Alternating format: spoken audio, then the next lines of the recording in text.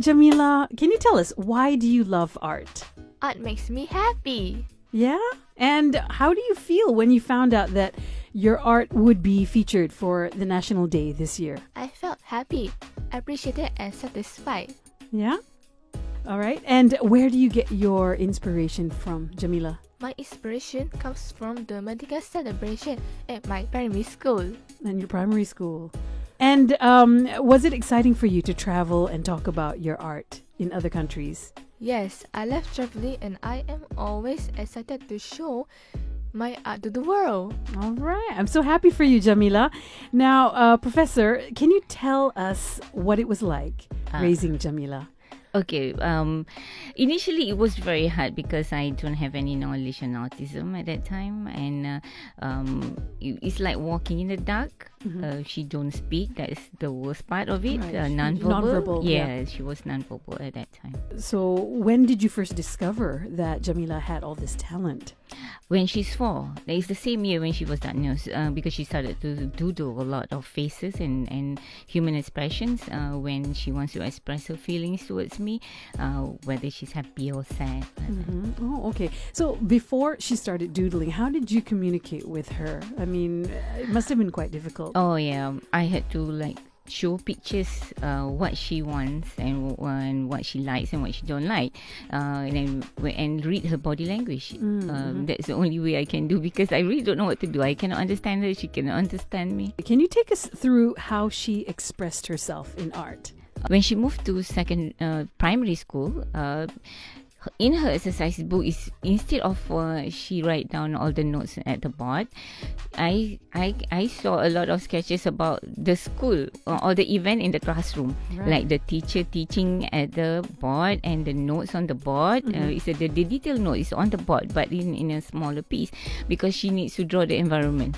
So I get to know all the history of what happened in school. It's like a document of daily activities in school. So during break time, they play slides and everything is in the school book. Right. So she finished her exercise book, faster than everyone else. Because most of sketches inside. That's amazing. But how she went to a normal school? Yes, I sent her to. What was there a challenge for her to fit in and to, I guess, go with everything that's going on there? Yeah, the school, I was lucky. The school is very understanding and cooperative. It's a small private school running a government curriculum, and the teachers there understand her, and they allow me to have a support teacher for 3 years at the school to see Jamila in the class. And but of course, when she moved to standard 4, the school don't allow any more support teacher, and she have to learn to be independent. So that's the time when the trouble starts. She got bullied in class and things like that, and then she started to draw unhappy faces, and things that she don't like, everything she will put on paper. And finally I repeat her and put her into her sister's class, and so that the sister can see her, and she able to read at that time, and I started to teach her daily, coach her, like I lecture the TM student, the UITM student in architecture. So the same way, I use the same technique teaching her. What was that technique? I use PowerPoint, I use models, I use all the visual 3D visuals technology, and it really worked for her. She improved a lot from 40 in maths to 70 in maths, and she maintained that grade until standard 6, and she became a happy girl, and her sketches changed to be happier, like happy faces, happy friendship in her books. When you realized that she was talented, how do you share it with a larger audience? Okay, it was by a coincidence, because I actually asked her help from a friend to print her artwork into an A5 card, and at the shop someone saw and wanted to buy her art, and I said, oh yes, of course. So when I see there's a demand, I started to open a small booth, like the 2 feet by 6 feet table, in a shopping complex, and there I discovered a lot of people like her art.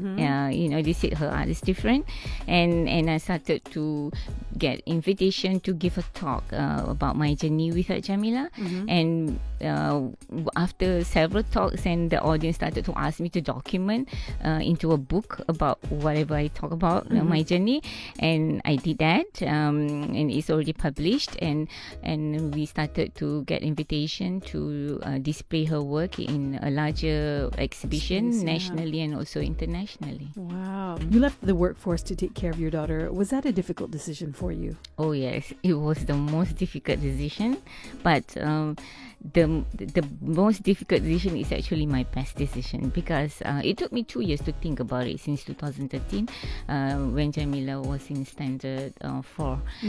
Because I said to myself, when she moved to secondary school, it will be tougher, and the subject matter is also tougher.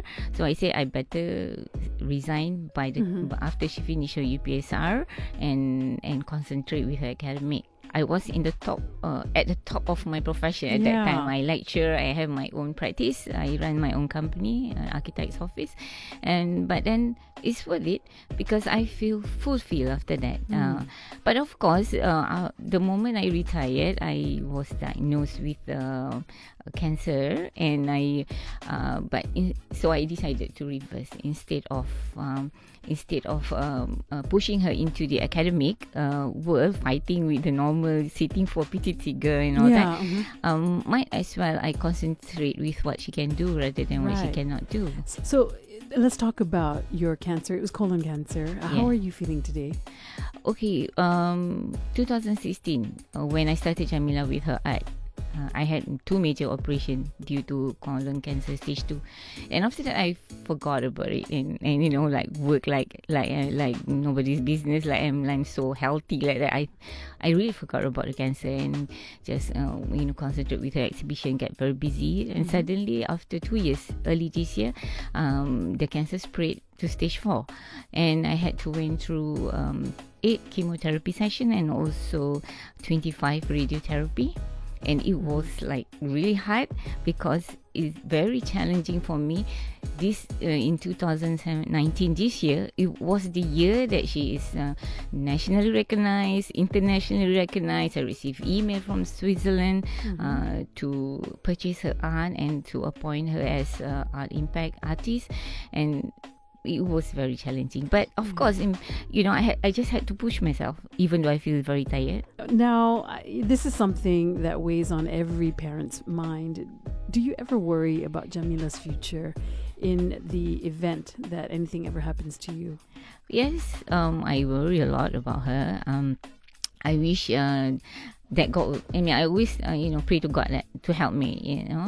Give me a little bit more time so that I can. Because my job with her is not finished yet.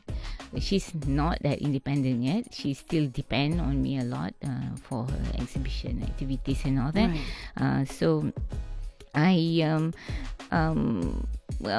so the more I'm sick, the more I work. So it's the reverse. Ma'am, you need to rest.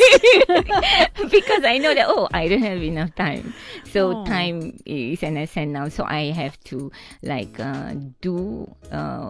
put the most effort on it to make sure that she is at the level of comfort level in art. So that when I'm not around, she is already at that comfortable level. Maybe she don't have to do so much painting and so much exhibition.